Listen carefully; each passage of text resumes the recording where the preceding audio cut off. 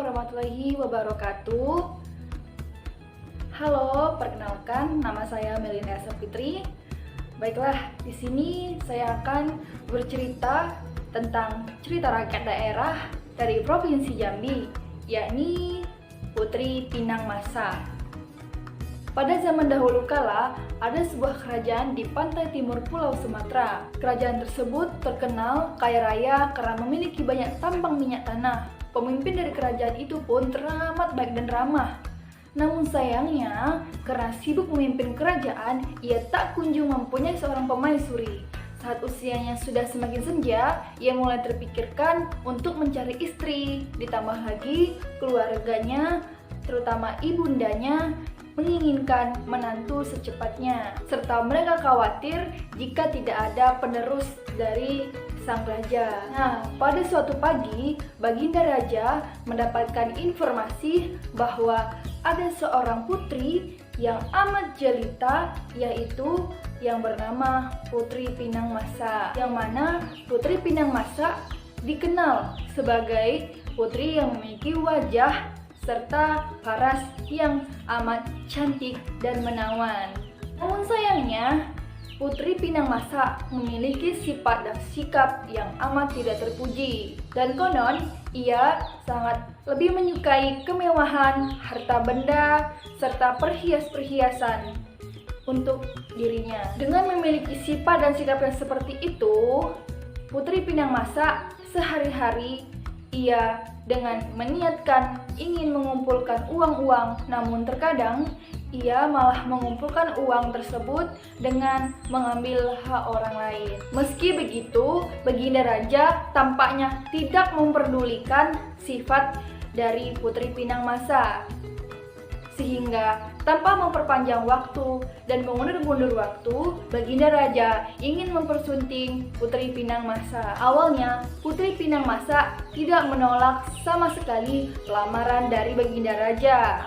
Bukan karena suka, melainkan karena harta benda yang dimiliki oleh sang Baginda Raja tersebut. Namun, setelah Putri Pinang Masa tahu bahwa Baginda Raja sudah tua, ia kembali memikirkan atas lamaran yang ia terima. Nah, karena sungkan menolak lamaran dari Baginda Raja, akhirnya Putri Pinang Masa membuat permintaan yang amat tidak masuk akal kepada Baginda Raja. Putri Pinang Masa menginginkan Baginda Raja untuk membuatkan sebuah istana yang megah dan mewah, dan waktu itu yaitu selama semalam. Siapa sangka permintaan dari Putri Pinang Masa tidak sama sekali ditolak oleh Baginda Raja. Maka dari itu, dalam waktu semalam pun Baginda Raja dengan bergegas membuat istana yang mewah dan megah yang sesuai dengan permintaan dari Putri Pinang Masa. Dan siapa sangka dalam waktu semalam Baginda Raja telah membuat istana yang sesuai dengan permintaan Putri Pinang Masa. Akhirnya Putri Pinang Masa mengetahui bahwa kerajaan yang dibuat oleh Baginda Raja telah hampir selesai, dan itu membuat Putri Pinang Masa semakin resah. Dan pada akhirnya Putri Pinang Masa mencari ide untuk bisa menggagalkan pembangunan istana yang sedang dibuat oleh Baginda Raja. Ide tersebut yaitu Putri Pinang Masa datang ke tempat kandang ayamnya agar ayam tersebut berkokok yang akan menandakan hari sudah pagi, sehingga dapat membatalkan pembangunan istana. Karena itu, Putri Pinang Masa dengan bergegas untuk menyalakan lampu di dekat kandang ayam, dan kemudian ayam tersebut berkokok. Akhirnya Baginda Raja dinyatakan telah kalah dari permintaan Putri Pinang Masa. Kemudian, karena cinta Baginda Raja kepada Putri Pinang Masa, akhirnya Baginda Raja memberikan istana itu dengan percuma-cuma dan harta benda untuk diberikan kepada Putri Pinang Masa. Karena Putri Pinang Masa yang memiliki sifat tamak, maka dia menerima dengan begitu saja. Setelah mendapatkan istana dan harta benda dari Baginda Raja, si Putri Pinang Masa yang amat tamak ini merasa kurang, dan dia berencana ingin mendapatkan kerajaan yang dimiliki Baginda Raja.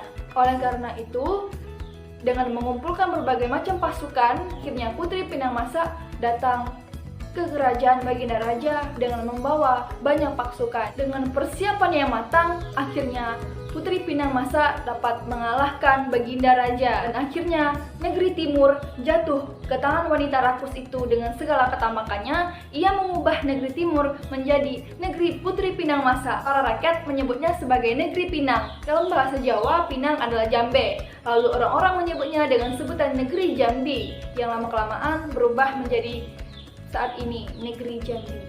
Namun tak sampai di situ, karena ketamakan dari Putri Pinang Masa, akhirnya ia mendapatkan ganjaran bahwa prajurit-prajurit yang ia sewa untuk mengalahkan Baginda Raja akhirnya mendatanginya dan membunuh Putri Pinang Masa karena Putri Pinang Masa tidak membayar kepada mereka semua.